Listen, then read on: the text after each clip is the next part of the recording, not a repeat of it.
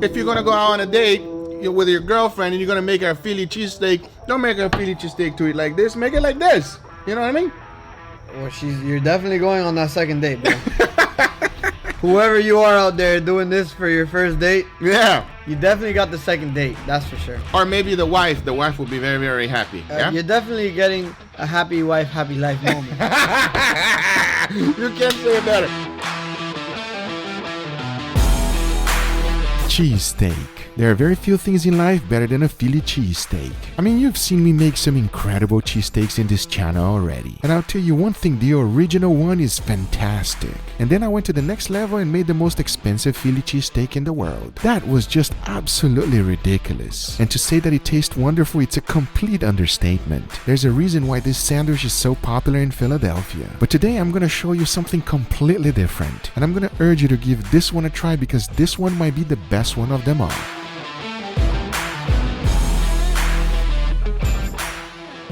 And the first thing we need to do is a bacon marmalade. That already sounds good even without doing it. And here's how to make it. I started by cooking up the bacon. I'm using the center cut because it does not have a lot of fat. And whenever you're making this recipe, this is exactly what you're looking for. You want to cook the bacon all the way through. The only thing you gotta avoid is to overcook it. And a good sign for you to know when the bacon is done is when it starts bubbling up like this. Now the next thing you want to do is to strain it and reserve the fat and also the bacon. And as far as the bacon goes, this is exactly what you're looking for. Now using the same exact pan, throw in some butter and white onions. Make sure to deglaze the whole thing. If you need some moisture, you can always add a little bit of white wine. But for me, I did not need any. As you can see, my pan is 100% deglazed. Once the onions are translucent and nice and soft, go ahead and throw in back the bacon. Mix everything well and combine all of those ingredients together. Now you want to throw a good amount of brown sugar and make sure you keep the heat on low. You want the sugar to slowly melt so you can make a sauce. Now here's where your personal preference will come in. The longer you cook, the thicker it will be. If you want it to be nice and runny, don't cook it for too long. But as far as me, this is the perfect thinness I'm looking for. They're all nice and glued together and there's no runny sauce. Now to finish this off, I threw in a splash of balsamic vinegar followed by cherry vinegar. Now you want to mix everything well, combine all of those ingredients together and your bacon marmalade is done. Now I'll tell you one thing, this is not only easy to make, but it is absolutely delicious. And if you're having a party, it is the perfect hors d'oeuvre. It's so easy to make and so flavorful that once you do it once, you'll be making this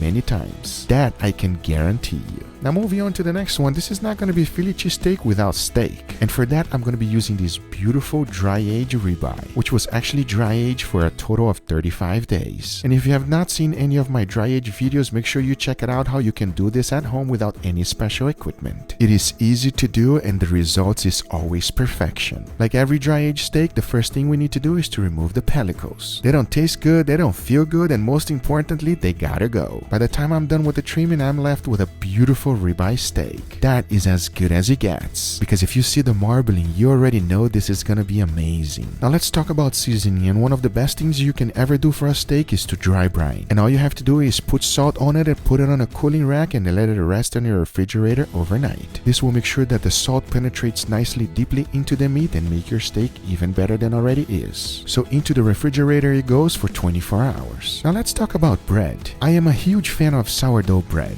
To me, it is one of the best bread there is. Now if you don't have that available, you can make it with anything you like. But there's something to be said about a sourdough bread. And I'm still working on all of my recipes, but they are coming out awesome. I mean, as you can see, this loaf, it turned out fantastic. And I know you're gonna ask me for the recipe, but as soon as I'm ready, I'll let you guys know, so stay tuned for that. You can even use white bread for this. And to be honest with you, you can use any kind of bread for this sandwich. But if you do have sourdough available, go for that one. And of course, there's nothing better than bread and butter. So I lightly coated both sides with butter and toasted them up. Because as I mentioned before, there's absolutely nothing better than sourdough bread and butter. That is a piece of heaven right there. Always butter and toast your bread. Now moving on to the next and most important ingredient, of course it's the cheese. And this sauce is fantastic. Remember, exact amount and ingredients always in the description down below for you. In a saucepan, throw in a whole block of Philadelphia cream cheese, followed by 2 tablespoons of goat cheese. Keep it on the low heat and melt them together. Once it's fully melted just like this, go ahead and throw in a pinch of Dijon mustard. This adds a complex flavor to the cheese sauce that you can put a grasp around around it, but you know it's something amazing. Even if you don't like mustard, throw it in because you will not be able to taste it. Now really all there's left to do is to mix it well and your cheese sauce is done. If it gets too thick, you can always add a little bit of heavy cream. But as you can see from me, this consistency is perfect. And in the middle of it, I was thinking I'm gonna eat this with my nephew and it's just not gonna be enough. So I decided to make an additional steak.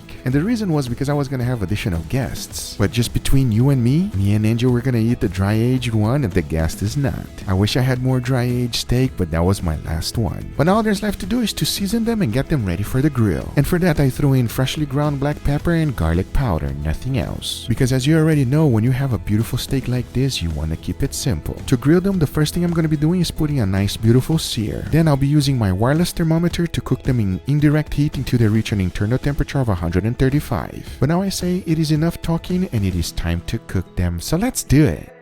I want to thank Ibotta for sponsoring this video. Ibotta is an app that gives you cash back just for using it and buying stuff that you're already going to buy it anyway. Best of all, it's 100% free. All you gotta do is download the app, find the deals that you're going to buy, and scan your receipt. You can even search for one item and see whichever one of your favorite stores can give you cash back on it. After you made your purchase, click here, scan your receipt, and your cash back will be credited to your account.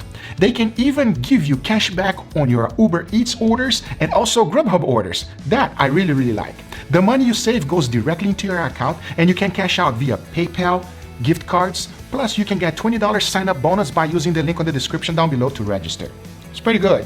Once again, thanks Ibotta for sponsoring this video. Make sure you guys check them out. But now, let's get right back to those beautiful steaks.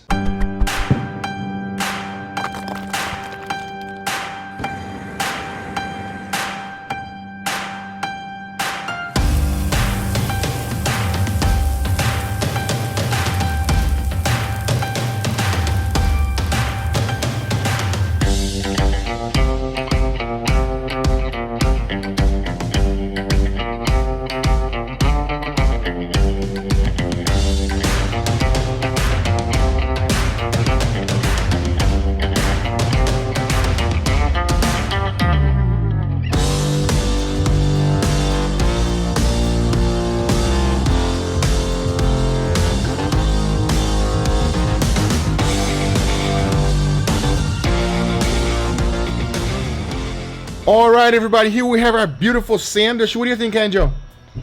It looks like a cheesecake sandwich. A cheesecake? Cheesecake sandwich. What do you mean cheesecake, bro? Yeah, this looks like cheesecake on top of steak, on top of bread. Eat something different. I want to know what you think, and if it tastes good, we got to give our audience and we'll let them know what you think. It's quite a bit of work, everybody, compared to a regular Philly cheesesteak. There's some work out here, but the important thing is the taste, and if it tastes good, it's all worth it. You ready for it? Let's do it. That's what I love about sourdough bread. You know what I mean? It's like crunchy and stuff. Sourdough bread is something that you either love it or you hate it, and I love it. All right, with that being said, let me get a little bite of everything, huh, Angel? Little bite of everything. Same thing, yeah. Cheers, everybody. Mmm. Oh, I like that. The marmalade is kind of sweet, so it's like every bite, as you're biting it, all these flavors are developing in your mouth together, and you can't put a grasp around of which one you're tasting at the same time. And obviously, it is absolutely delicious, everybody. If you're gonna go out on a date with your girlfriend and you're gonna make her a Philly cheesesteak, don't make her a Philly cheesesteak to eat like this. Make it like this. You know what I mean? Well, you're definitely going on that second date, bro. Whoever you are out there doing this for your first date, yeah, you definitely got the second date, that's for sure. Or maybe the wife will be very, very happy. Yeah? You're definitely getting a happy wife, happy life moment. You can't say it better. Then you said it all, everybody. Happy life, happy wife. Happy wife, happy life. Well, I was like, I think you messed that one up a little bit. If you go out and they put this in front of you, you're gonna be like, oh, what's going on here? Okay. Ha.